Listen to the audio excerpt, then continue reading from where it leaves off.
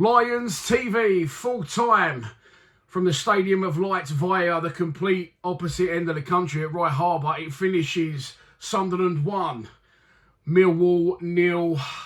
Lots to talk about in that game, despite it being not the greatest game in the world. First and foremost, I don't like saying this, but the weather played a big factor in that, and I felt it was something that we was going to use to our advantage when we brought on Ivanovic in the second half, but we didn't. The biggest problem for me today was Cundle and Connolly. My God, you could put into the 20s how many times both of those, either Connolly especially, fell over and can't stay on his feet. He's a weeble, so I don't know how he can't manage to do that. And Cundle just constantly giving the ball away. And it takes time to forge opinions on players, but I'm starting to get there now with Cundle, and it's not good.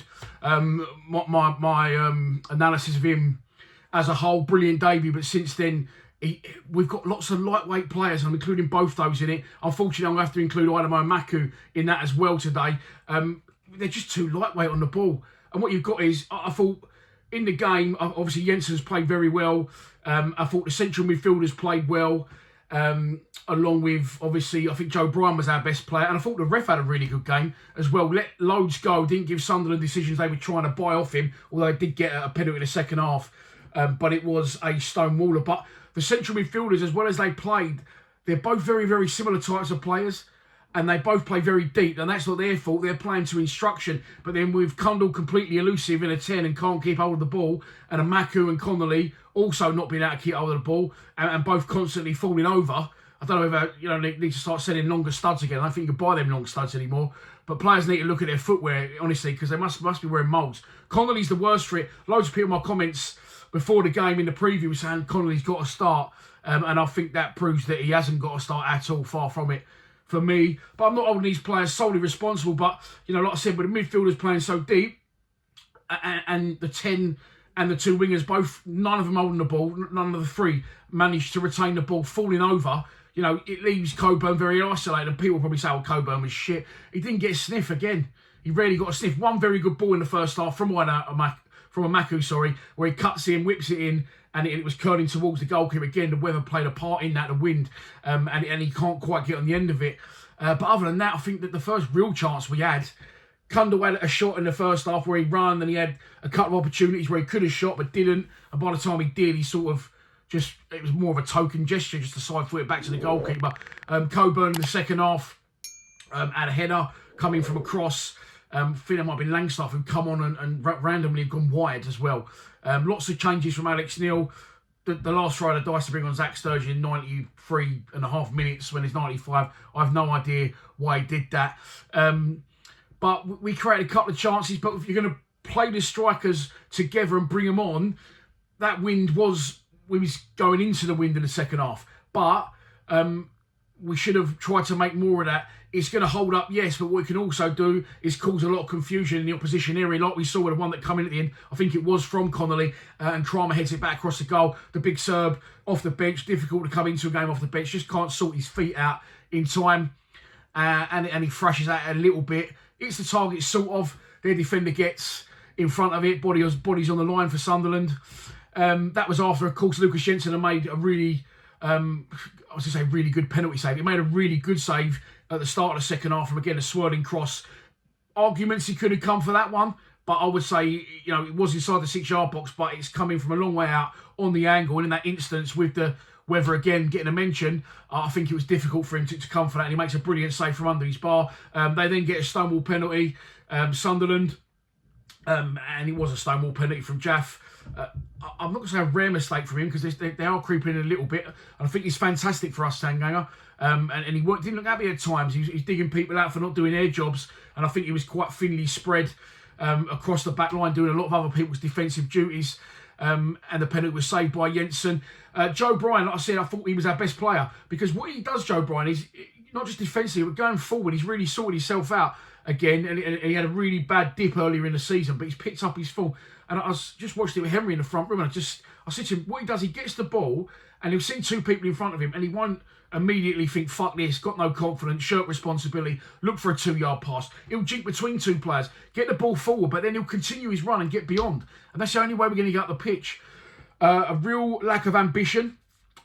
going forward. And it was a game where there was nothing to lose because Sunderland can't go up automatic and they can't really get knocked out of the playoffs. So I felt, you know, they did their job. They won the game. It was there for the taking. But I just feel that, especially with results going our way at half-time, you know, in and around us, it was an opportunity to say, you know, like, caution to the wind, excuse the pun. It wasn't planned. I'd rather see us lose that 4-0 in the second half, honestly, and gone all out for it. And we didn't. We couldn't find any rhythm, any momentum, any patterns of play going forward. We lose the game 1-0 from something I haven't mentioned yet, which was the goal that did win the game. How did it happen? Oh, it was an absolute fucking stinker.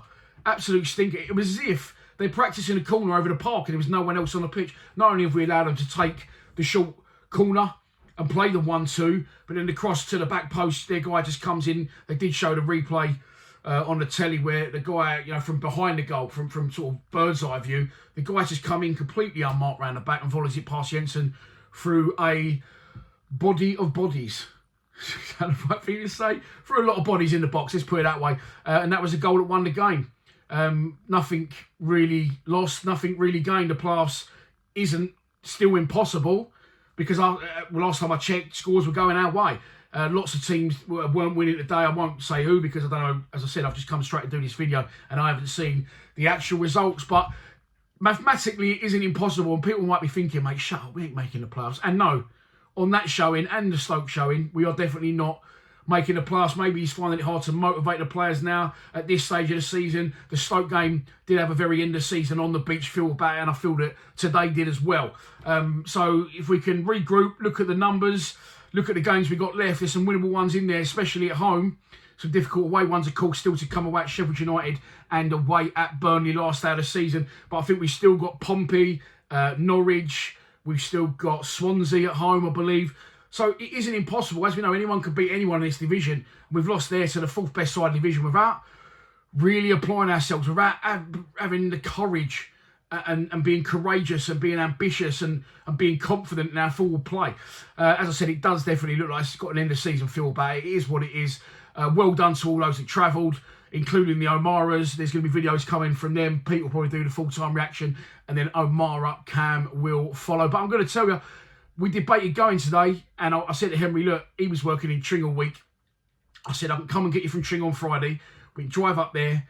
You know, we can have a night overnight and then work our way back. So, and I'll just stay at Tring again Sunday, and then I'll come home Monday. But you're looking at about 500 quid for a whole weekend, realistically. And I had to see my youngest son today as well. We took him out for his birthday in the week. So I was bowling at 9:30 this morning. One shock. But kids, 2 children. Well, 1 adult, 1 children. I'm rambling. Look, what I'm saying about the money situation is fair play to those that travelled. Hope you can make the most of it and still have a good weekend in Newcastle. But we need more. We need more from the manager and the players. More, you know, I would say if I was Alex Neil, look out there. Go and fucking see. They've travelled the fucking length of the country in a potentially nothing game for us. And yeah, they'll have a good weekend on the piss in Newcastle. And probably that's why 800 people did incorporate that in and have travelled up. But give them something. Show them some fight. Show them some Millwallness. Get some bollocks about you. Go out there, be ambitious. And we wasn't, and it is what it is. And it's probably why we are where we are in the division. It ends at the Stadium of Light. Sunderland 1, Millwall 0. Come on, you Lions.